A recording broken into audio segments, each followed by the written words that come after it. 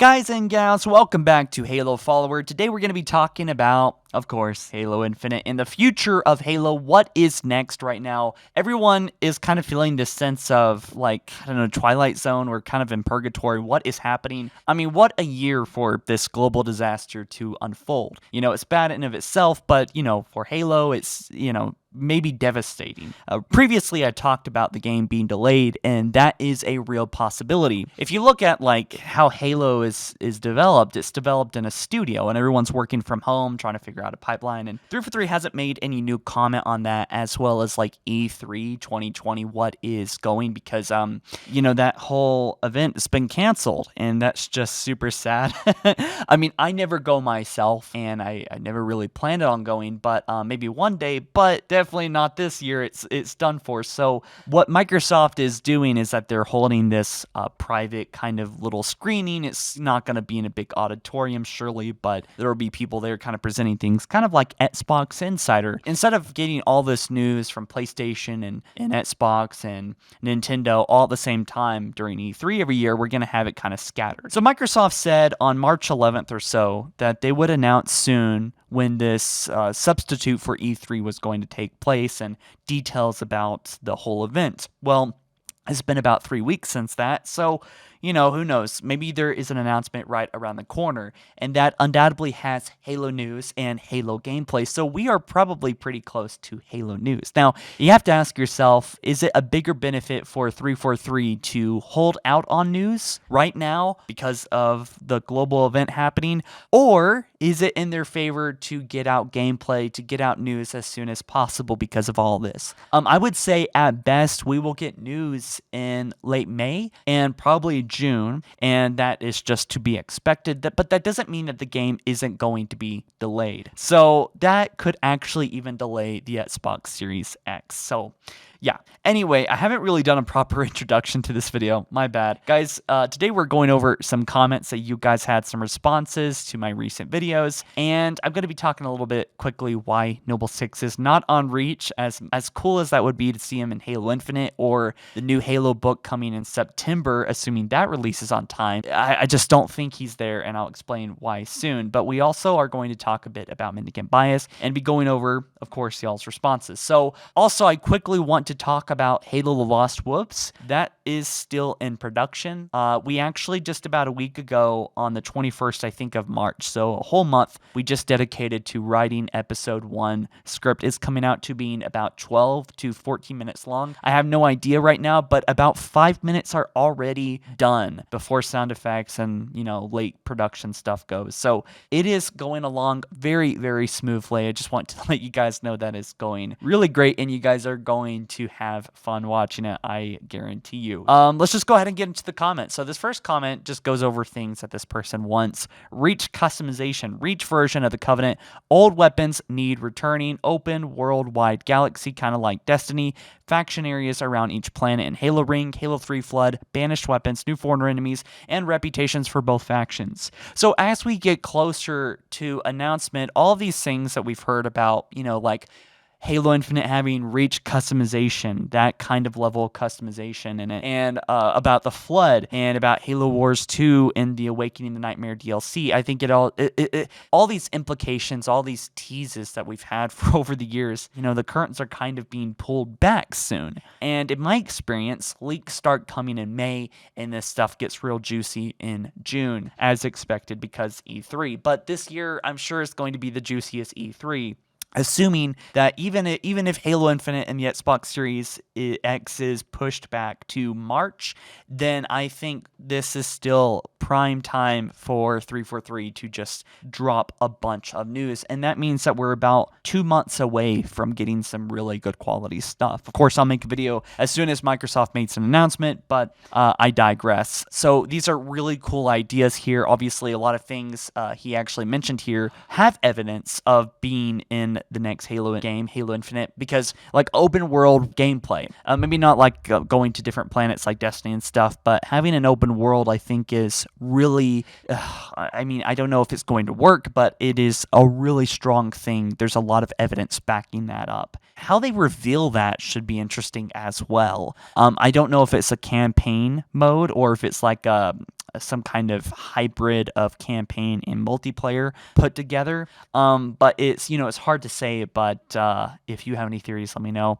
Also, Flood. I think the Flood are going to be returning, and he says something here in his comment, Halo 3 Flood. I think that's pretty important too. I think the Flood that 343 made in Halo Wars 2 was pretty cool. I just hope that they keep that, the original feel of the Flood there and not change it too much, because this what 343 usually does is they change things. But anyway, moving on. Well, even if it is delayed, because I'm saying this before I watch a video, it's better to delay a game and have a finished product that comes out better instead of having them ship a broken game, because I don't want to rush a game. Yada yada. Okay. Of course, I think a lot of us believe in this, because we've just had so many broken games. Why would we want a game to be rushed? Take your time on it. I think most fans will accept a delay. A lot of games have already been delayed this year, and I'm surprised. I would not be surprised if Halo Infinite is delayed, and it's a huge bummer. It really is. But I mean, bigger things are happening in the world right now. I get it. I'm just saying, as far as Halo goes, it's quite a stick in the mud.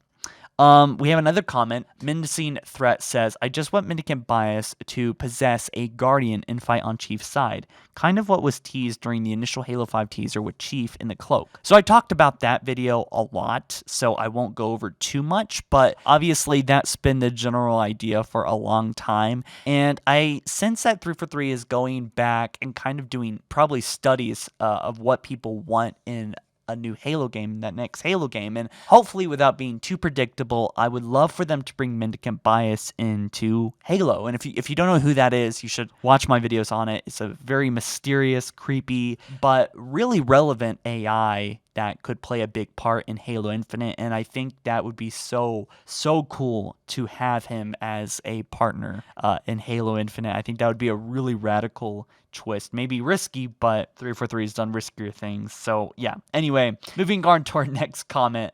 Lethal says, sorry guys, but Chief would get obliterated by Atriox. You can clearly see that he wasn't even giving much effort in fighting Red Team.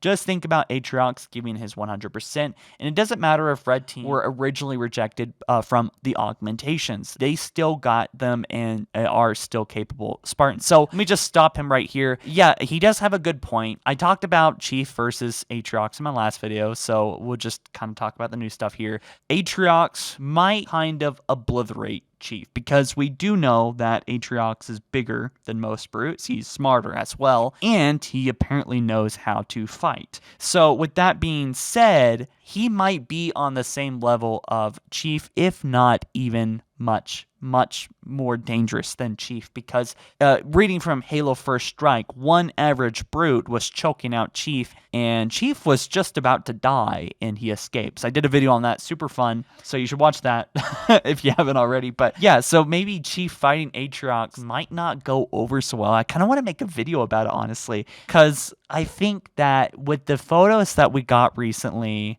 that came up, and I didn't figure this out myself, so I don't know who to give credit to actively in my head, but you can watch a video about it, is that there are new pictures of Halo Wars 2 concept of the Banished fleet in the Epsilon system, Reach's system. So I'm sure the Banished are on Reach. I'm sure that they're going to be in the book, and I'm sure the Banished are going to play a part in Halo Infinite. I think that's pretty obvious, and I think that it would be really cool for Atriox to go against Chief. Seeing maybe Blue Team, however, all of them together could actually take down Atriox, I think. Let me know your thoughts about that. But let's move on to our next comment before I start rambling. Into our next comment, the lack of information we have damn near 2 years after announcement is so annoying. So I feel you there, man. It is really annoying how secretive they've been.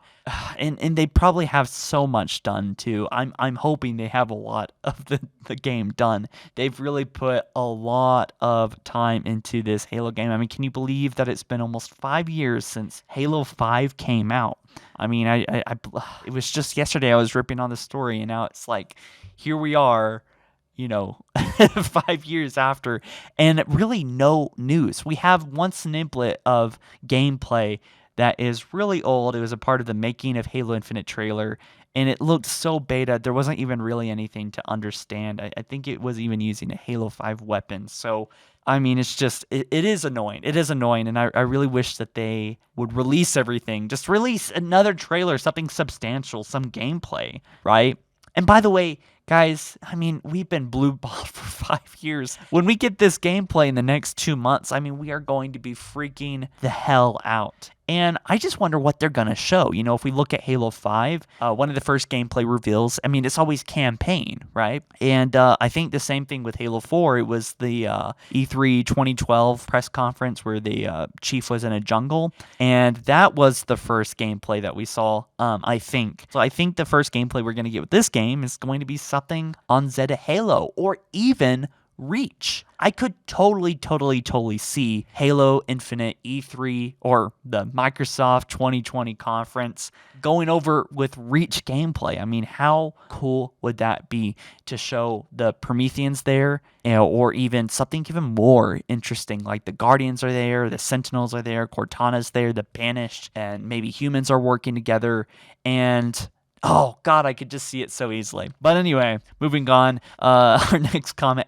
is there any clues of the Arbiter lore in the story, please? I'm waiting for this too long. So, yeah, the Arbiter, there's no signs of the Arbiter returning. I will say, however, that there are no clues of Agent Locke returning, and I really never cared for that character, so I'm kind of glad that that whole storyline might be done with. But if we're looking back at Halo 5's ending, before Chief and Blue Team get picked up by the Infinity, we see Master Chief on Sekilios, obviously, and the planet's wiped out. The planet's been affected. I would say it's more likely that Thel is kind of more worried about taking care of his people at this point, trying to get back on, his civilization's feet instead of worrying about outside affairs, because that's kind of what led them into the Covenant in the first place. So I don't see how he would be fit into this story, but a lot has happened after Halo 5, up to 3 years of lore and story stuff, so it is completely possible that he is in the final game. Moving on to our next comment, I can't believe how close we are to the next game in the franchise. I know, right? We are so close. I mean, it's crazy. It is so freaking crazy. I mean, it should be coming out this year, but there's also a fair chance of it not. And if it is delayed, I think this whole thing will blow over in a few months, and by summer, things will be better, and maybe that will have only delayed the game back to maybe March. So we might be, instead of 9 months from the release, more like 1 year from release. Is lame, but I mean, it's better than nothing, right? Our next comment reads, I don't like Prometheans, absolutely. The addition of them as enemies ridiculously ramped up the power of the Foreigners. The Halo's defenses had to manufacture Sentinels, but Requiem could just summon enemies endlessly from Hardlight. It makes zero sense as to why any humans were able to survive Requiem. At least in Halo 2, you had to destroy the hulls and the wall to stop the Sentinels spawning. Also, I don't like the change of the Foreigners from a manufacturing superpower to a faction that can just conjure things out of thin air. Much less grounded. Just make a larger variety of mechanized enemies, maybe have the human consciousness in a database, and they are downloaded to these mechanical hosts, not just conjured out of thin air. They are a huge gulf of Foreigners being very powerful to being bullshit magical. So, yeah, I agree. It is really... I felt like it was lazy more than anything, because they can just spawn in wherever they want. And I just never really cared for that, and I think that was also the case in Halo 5, right? I can't remember. But I never really liked the design of the Prometheans. Fun fact, it was Bungie that came up with the Prometheans in the first place, but it was actually ultimately cut from Halo 3. That still doesn't really change the fact that it doesn't really feel like Halo to me, and maybe they were cut for a reason, maybe not just time restraints, but they just didn't fit into Halo. And also, I hate the whole debate about not calling them robots. Can we just settle this for once and for all? They are robots. I saw a video recently with someone at 343 calling them robots, and I was just like so frustrated about that, because that was like a whole debate. They were saying they're not robots. They're robots. They're robots. There's like a whole thing about it in the lore, about what they really are, which I feel like most people don't invest themselves into just casually playing Halo to understand what they are. And without that context, I feel like it makes Prometheans really stupid and kind of cartoony. But that's just my opinion. I hope Prometheans don't return, though it would be pretty hard to get rid of them. I think in Halo Infinite, if Cortana has, instead of using the Prometheans and for some reason attacking Chief, which doesn't make sense. It didn't make sense in Halo 5. I would rather her have Sentinels, and I'd rather her have a good reason to attack Chief instead of like, I didn't know they were attacking you or some stupid crap like that. Anyways, guys, thank you for listening to me ramble about Halo. I am really excited about the future of Halo. Things look a little bit grim right now, but I think as soon as we get some Halo images, some Halo Infinite gameplay, that would really increase our morale. In fact, 343, please, if you could just drop one concept art image of a new location or even an old location, I don't care, any location, some Chief armor concept, I think that would be so nice and so juicy and kind of boost our morale, because I think a lot of us, I know me, feel a bit like, oh God, is Halo canceled now? And so I think that would be a nice boost. But maybe we should hit up 343 on Twitter, ask him for a little something to hold us off until their Microsoft event. But anyways, guys, thank you so much for watching. Like this video up if you ended up enjoying, and subscribe for more Halo podcast and Halo news and lore. I'll be covering Halo all this year, past my 9th anniversary now, going on to my 10th, which will be June in 2021. Guys, I will catch you soon. You take care, all right? Peace.